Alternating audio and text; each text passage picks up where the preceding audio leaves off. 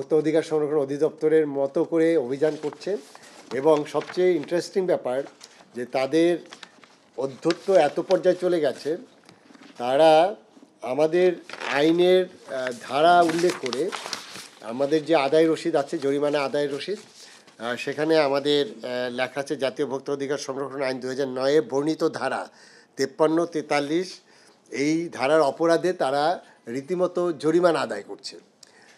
এটি ভয়ঙ্কর একটা ব্যাপার। গত পরশুদিন একটি ঘটনা ঘটেছে পঞ্চগড়ে। সেখানে প্রতিষ্ঠানটার নাম কনজিউমার রাইটস সোসাইটি। এই কনজিউমার রাইটস সোসাইটির নামে পঞ্চগড়ে একটি জেলা কমিটি গঠন করা হয়েছে এবং তাদের হেডকোয়ার্টার থেকে এই জেলা কমিটির সদস্যরা সেখানে পঞ্চগড় জেলার বিভিন্ন শহর এবং বিভিন্ন উপজেলায় তারা একটি অফিস খুলে স্রেফ চাঁদাবাজি করছে।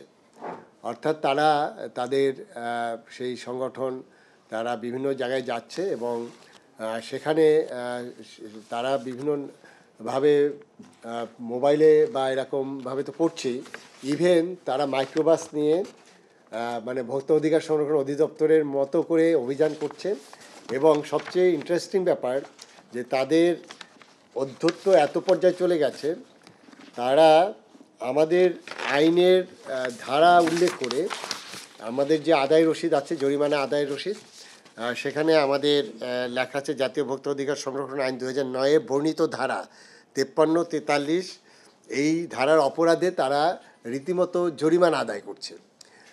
এটি ভয়ঙ্কর একটা ব্যাপার। কারণ হলো জাতীয় ভোক্তা অধিকার সংরক্ষণ অধিদপ্তর একমাত্র সরকারের বাণিজ্য মন্ত্রণালয়ের নিয়ন্ত্রণে আইন বলে প্রতিষ্ঠিত এবং আমাদের সেই মানে আমাদেরকে আইনের যে দায়িত্ব দেওয়া হয়েছে বা সেই অনুযায়ী আমরা সারা দেশে আমরা কার্যক্রম চালাচ্ছি। এখন এই কার্যক্রমের প্যারালাল যারা করছে তারা নিজেদেরকে দাবি করছে যে তারাও কনজিউমারদের প্রোটেকশনের জন্য কাজ করছে। এটি আমাদের দৃষ্টিতে গত পরশুদিন আসার পরে আমরা আমাদের পঞ্চগড় জেলার যিনি সহকারী পরিচালক আছে তার কাছ থেকে আমরা একটা রিপোর্ট নিলাম। আমি পঞ্চগড়ের ডিসির সাথে কথা বললাম। ওই সংগঠনের যারা নেতৃবৃন্দ ওখানে ছিলেন তাদেরকে থানায় সোপর্দ করা হয়েছে, তাদেরকে অ্যারেস্ট করে থানায় সোপর্দ করা হয়েছে এবং সেখানে রীতিমতো মামলা হয়েছে। এবং এর পরবর্তীতে দেখা গেল নীলফামারীতে তো সিমিলার এরকম অর্গানাইজেশন যারা ঢাকা থেকে তাদের কমিটি ফর্ম করা হয়েছে এবং সেখানে আমরা একটা ঠিকানা পেলাম যে 2 Bangabandhu Avenue Gulistan shopping complex, room number 77, 8ম তলা, এবং সেখানে ফোন নাম্বারও দেওয়া আছে। আমরা এই কাগজটা পাওয়ার পর আমরা গতকালকে আমাদের ঢাকা জেলার সহকারী পরিচালক জনাব জব্বারকে ওখানে পাঠালাম এবং সেই অফিসে গিয়ে যেটা পাওয়া গেল যে সেখানে তারা রীতিমতো অফিস খুলে বসেছে এবং সেখানে বিভিন্ন লোকজন আসছে এবং তারা বিভিন্নভাবে এই যে কমিটির এই কমিটি ফর্ম করে দিচ্ছে এবং তাদেরকে আমরা আজকে সকালে ডেকেছিলাম এবং আমাদের আরজেএসসি যারা দেয় তাদেরকে যে জয়েন্ট স্টক যে আছে আরজেএসসি থেকে তারা যে কাগজপত্র বের করেছে সেই কাগজপত্র সহ আমরা আরজেএসসির কর্মকর্তাকেও ডেকেছিলাম। সেখানে 2006 সনে তারা আরজেএসসি থেকে রেজিস্ট্রেশন নিয়েছে এবং তাদের যে মেমোরান্ডাম আছে, আর্টিকেল অফ মেমোরান্ডামে, সেখানে তারা যেভাবে এটা পরিচালনা করার কথা সেখানে তারা যেটা করছে সেখানে আমাদের আপনারা জানেন যে আমাদের চিফ জাস্টিস ছিলেন এবং কেয়ারটেকার গভর্নমেন্টের উপদেষ্টা ছিলেন, প্রধান উপদেষ্টা ছিলেন বিচারপতি হাবিবুর রহমান, তাকে উপদেষ্টা করেছে এবং এরকম সমাজের অনেক বিশিষ্ট ব্যক্তিকে তারা উপদেষ্টা করেছে। আমার যেটা ধারণা তারা তো এখন চলে গেছেন, পৃথিবীতে নেই, কিন্তু তাদের কনসেন্ট নিয়ে করেছেন কিনা আমি জানি না, যথেষ্ট সন্দেহ আছে। এবং যিনি এটি সংগঠন করেছেন তিনি 2019 সনে তিনি মারা গেছেন এবং তারপরে এই সংগঠনের কোনো নির্বাহী কমিটি বা কোনো কিছু নাই। তার ওয়াইফ, ওই ভদ্রলোক যিনি করেছিলেন তার ওয়াইফ মূলত এটি চালাচ্ছেন 2-1 মানুষকে নিয়ে এবং তার পরিবারের লোকজনকে নিয়ে। কোনো কমিটি কোনো কিছু নাই এবং তারা বিভিন্ন জেলায় বিভিন্ন কমিটি অনুমোদন দিচ্ছেন এবং সেখানে তারা আবার এই অনুমোদন দেওয়ার জন্য একটা চার্জ নিচ্ছেন, অর্থাৎ স্রেফ চাঁদাবাজি আর কি। এবং তাদের যে জেলা কমিটিগুলো তারা মূলত ভোক্তা অধিকার সংরক্ষণ অধিদপ্তরের আদলে তারা বিভিন্নভাবে অভিযান পরিচালনা করছে এবং এই যে ডকুমেন্টটা যেটা তারা সরকারিভাবে জরিমানা আদায় করছে এটি একটা ভয়ঙ্কর ব্যাপার। এতে যে বিষয়টা হচ্ছে যে দুটো বিষয়, একটা হলো যে এতে মানুষের মধ্যে একটা ভুল মেসেজ যাচ্ছে। সেই ভুল মেসেজটা কি, যে এই ভোক্তা অধিকার সংরক্ষণ অধিদপ্তরের ভাবমূর্তির বিষয় আছে, সরকারের ভাবমূর্তির বিষয় আছে। আপনারা দেখেছেন যে গতকালকেও পুলিশের একদম ড্রেস পরে ভুয়া পুলিশ আপনার চাঁদাবাজির সাথে জড়িত, তাদেরকে ধরা হয়েছে। তা আমরাও এই বিষয়টা যখন তাদেরকে আজকে তলব করলাম, এবং তারা আমাদেরকে কোনো রকম এই বৈধ বিষয় তারা বলতে পারেনি, এবং তারা তাদের এখান থেকে যেটা তারা স্বীকার করেছে এবং তারা তাদের দোষ স্বীকার করেছে। কিন্তু এই বিষয়গুলো আমি মনে করি আইনগতভাবে নিষ্পত্তি হওয়া দরকার। এবং এই কারণে আমি এটি যেহেতু তাদের যে অফিসটা বঙ্গবন্ধু এভিনিউতে এবং এটি পল্টন থানার অধীনে, সেই পল্টন থানার ভারপ্রাপ্ত কর্মকর্তা তাদের ফোর্স পাঠাচ্ছেন এবং আমরা একটা এজাহারও লিপিবদ্ধ করেছি। আমরা এই একটা এজাহার সহ তাদেরকে আমরা পল্টন থানায় হস্তান্তর করছি। এটি পুলিশ থরো ইনভেস্টিগেশন করে এই প্রতারণা চক্রকে এবং তাদের কোনো বৈধতা বলতে কিছু আমি কোনো ডকুমেন্ট নেই যে তারা কোনোভাবে বৈধ নয়, তাদের বিরুদ্ধে পুলিশ ইনভেস্টিগেশন করে যেটি আমাদের প্রচলিত আইন আছে সেই আইন অনুযায়ী ব্যবস্থা নেবে। ওই প্রতিষ্ঠানটা আমার হাজব্যান্ড খুলছিল, ওই যে কনজুমার রাইটস সোসাইটি। উনি মারা যাওয়ার পরে ওটা আমি পরিচালনা করতাম। প্রতিষ্ঠান কাজ কি?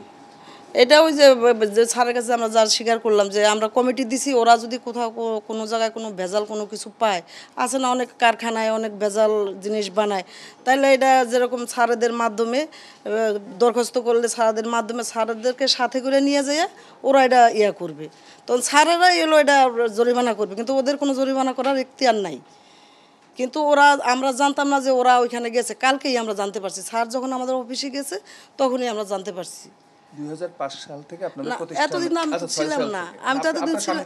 হ্যাঁ, 6 সাল থেকে এই 18 বছরে আপনারা কয়টা অভিযোগ ভোক্তায় না দিয়েছেন? এটা আমি বলতে পারবো না ভাই, আমি তো এতদিন ছিলাম না। আমার স্বামী হাজবেন্ড মারা যাওয়ার পরে আমি 1 বছর পরে বলছি। স্যার আমাদের একটা ভিডিও দেখাইছে। হ্যাঁ, ওটা তো যে পঞ্চগড়ের। স্যার একটা ভিডিও দেখাইছে, সেখানে ম্যাডামের কথা বলা হচ্ছে, ম্যাডামকে ফোন দিব। সো আপনার না, সাথে সরাসরি আমাদের সাথে যোগাযোগ না আছে? না না না আমার সাথে ফোন দিব বলছে, কিন্তু আমি জানি না। আপনি তো এই যে ওনারা যখন গিয়েছিল আপনি অফিসে বসেছিলেন, আপনি অফিসটা না, আমি তো অফিসে ছিলাম। হ্যাঁ, ছিলাম তো আমি, কিন্তু ওরা যে ইসে গেছে, তদন্তে গেছে বা ওরা জরিমানা করছে, এটা তো আমি তো জানতাম না, আমাদেরকে তো জানাই নাই। আচ্ছা, আপনি বাদ দেন জরিমানার কথা, আপনি যে কাজটা তদারকি করতেছেন এই রাইট আপনারা কে দিচ্ছে? এটা তো সরকারি সংস্থার কাজ, আপনি কি সরকারি কোনো সংস্থা? না না স্যার, না, তাহলে আমি ওই সংগঠনের ভিত্তিতেই আমি কাজ করছি স্যার। ওই যে ওই ইসে যা আছে আর কি গঠনতন্ত্রে, ওইভাবে আমি করছি। কত করে নিতেন এই যে কমিটিগুলো দিতেন? ওটা 500 টাকা সদস্য ফি, 500 টাকা। মানে একজন প্রতি জেলায় একটা করে কমিটি দিলে কত টাকা নিতেন? কত টাকা না, অত 10 জনে মিললে একটা কমিটি নিত বা 11 জনে মিললে একটা কমিটি নিত, ওই 11 জনের 500 টাকা করে কয় টাকা আসে এইটাই নিতাম। আর না স্যার, মাসিক টাকা? না না না না না, এটা তো 1 বছরের জন্য দেওয়া হইতো। আচ্ছা, আপনারা যে বিভিন্ন জায়গায় কমিটি দিচ্ছেন, উপকমিটি দিচ্ছেন, আপনার আইডি কার্ডও দিচ্ছেন, নিয়োগ করছেন, জি, আবার হচ্ছে কোথাও ভেজাল হচ্ছে কিনা আপনারা বলছেন আপনারা ওখানে স্পটে যান, এগুলো কি না আপনাদের? আমরা যাই না, না আমাদের স্পটে আমরা যাই না তো। ওরা গেলে, ওরা যদি এরকম কিছু দেখে তাহলে ওরা স্যারকে জানাবে, স্যারদেরকে, এই ম্যাজিস্ট্রেট স্যারদেরকে জানাবে। ওই এলাকার যে ম্যাজিস্ট্রেট স্যার থাকে তাদের কাছে যাবে, তাদেরকে নোটিশ করবে, তাদেরকে বলবে স্যারের মুখ জায়গায় এটা আমরা দেখছি। তখন স্যাররা যদি সাথে যায়, গেলে স্যারেরা এটা করবে, জরিমানা করবে।